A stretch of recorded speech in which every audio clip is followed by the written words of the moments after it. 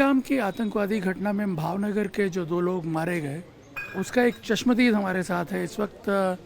सार्थक नाम है इसका, 15 साल उम्र है और ये जो स्मिथ परमार नाम का लड़का मारा गया है उसका कज़न ब्रदर है। उन्हीं के साथ घूमने गया हुआ था ये पहलगाम में और उस वक्त उस घटना स्थल पे मौजूद था। आप वहाँ पे उस वक्त मौजूद थे ना? हाँ। तो आपने क्या देखा, क्या था? हमने तो पहला टिकट लिया गेट का।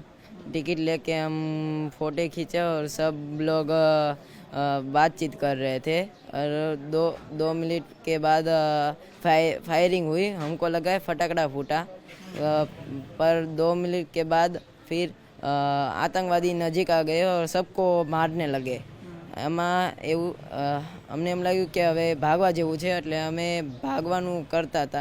એટલે મારા ભાઈની બધા તો પહેલાં જ વયા ગયા હતા અને હું, મારા ભાઈ સ્મિત અને યતીશ બુઆ મારા, એ બધા અમે જતા હતા। એટલે મને ખબર નહોતી કે વાહે યતીશ બુઆને ગોળી વાગી ગયેલી છે। એટલે એ તો ઊંધા સૂઈ ગયા ને હું તો આગળ બહુ 10 ફૂટ દૂર વયો ગયો હતો દોડવામાં ને મારો ભાઈ એની પડખે જ ઊભો રહ્યો મારા ફુવાની બાજુમાં। એટલે એને ખબર નહોતી કે આતંકવાદી એની બાજુમાં જ આવી ગયો છે ને એને પછી ઘડીક રહીને હું વાહે ફર્યો એટલે એને કાંઈક પ્રશ્ન પૂછ્યો તો ને પછી સીધી ગોળી મારી દીધી। तो तमें पहला मतलब तुम वहाँ से भाग रहे थे और पीछे मुड़ के देखा? हाँ। तो क्या देखा तुमने पीछे? काक आतंकवादी उसको प्रश्न पूछ रहे थे ने वो आतंकवादी के पास AK-47 ब्लैक थी ने उस प्रश्न पूछी ने सीधू मारी दीधू गोली। तो प्रश्न क्या पूछ रहे थे वो सुना था? नहीं, मैं तो दूर था बहुत। अच्छा, तो तुमने गोली मारते हुए देखा आपने? हाँ, मेरे भाई को ने गिरते हुए भी देखा। अच्छा, तो क्या तुम्हें उस वक्त कैसी हालत हुई तुम्हारी? मैं तो बहुत डर गया और बहुत चिंता में पड़ गया। मेरे भाई पड़ गया और वो એટલે નીચે પડી ગયો? हाँ, 2 હાથ દબીને। પછી શું થયું આગળ? પછી તો હું જોયું એટલે મારા ફુવા ને સ્મિત મારો ભાઈ બે પડી ગયેલા હતા ને મારા ફઈને ખબર પડી કે મારા ફુવાને ને સ્મિતને બેયને ગોળી વાગી ગયેલી છે। એટલે મારા ફઈ જ્યાંથી ગયા હતા એટલે ત્યાંથી પાછા આવ્યા મારી આગળ ને એને મારા ફુવા આગળ જવું હતું ને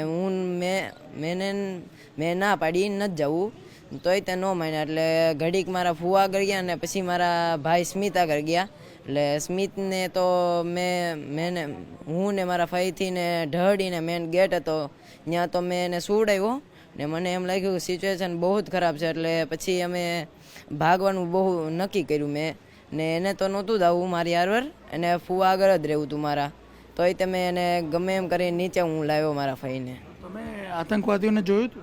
હા, મેં જોયું હતું પણ પછી દોડવામાં પછી થોડુંક કેવરાયું।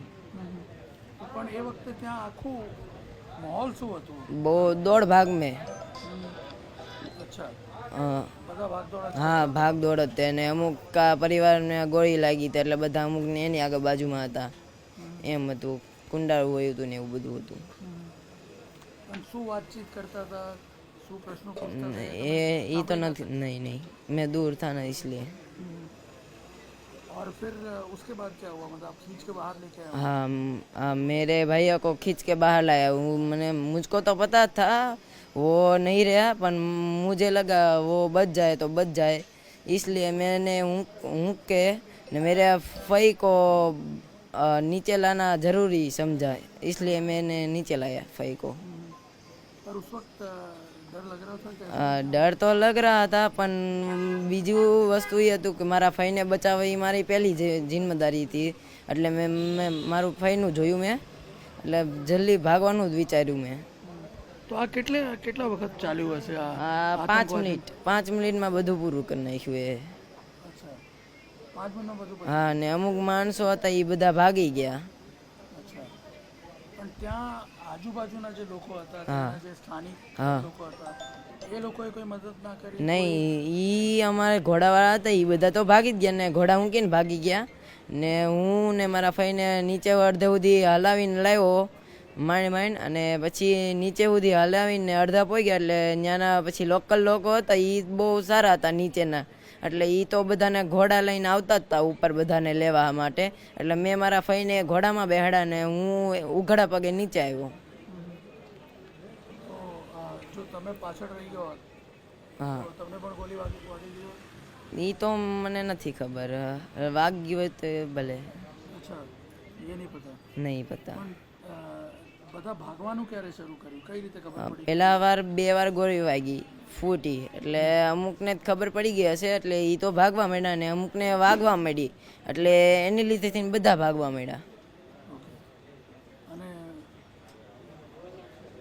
બીજું ત્યાંના જે લોકો હતા, હા, એ લોકોએ તમને કીધું કે શું શું છે, શું ઘટના બની છે, એ હા. તમને કઈ રીતે ખબર પડી કે આતંકવાદી તો ગોળીઓ ફોડતા હતા, એટલે અમને જ ખબર પડી કે આતંકવાદી છે. ને અડધે સુધી નીચે પહોંચ્યા, એટલે હાવ નીચે પહોંચ્યા, એટલે બધી આર્મી તો આવી જ ગઈ હતી, પણ લેટ થઈ ગયું હતું. આર્મી બહુ મોડી આવી હતી. ત્યાં એક આર્મી નહોતી, અમે ત્યાં સ્થળે હતા ને પબ્લિક બહુ હતું, બહુ વધારે. કેટલી હશે ત્યાં? મારા ખ્યાલે 300-400, 300 કે 200 એમ. અચ્છા, ત્યાં પબ્લિક એટલી હતી? હા, પણ કોઈ પોલીસ વાળું કે એવું? નહીં, કોઈ નહોતું. પોલીસ ને એવું કાંઈ ગન નહોતી.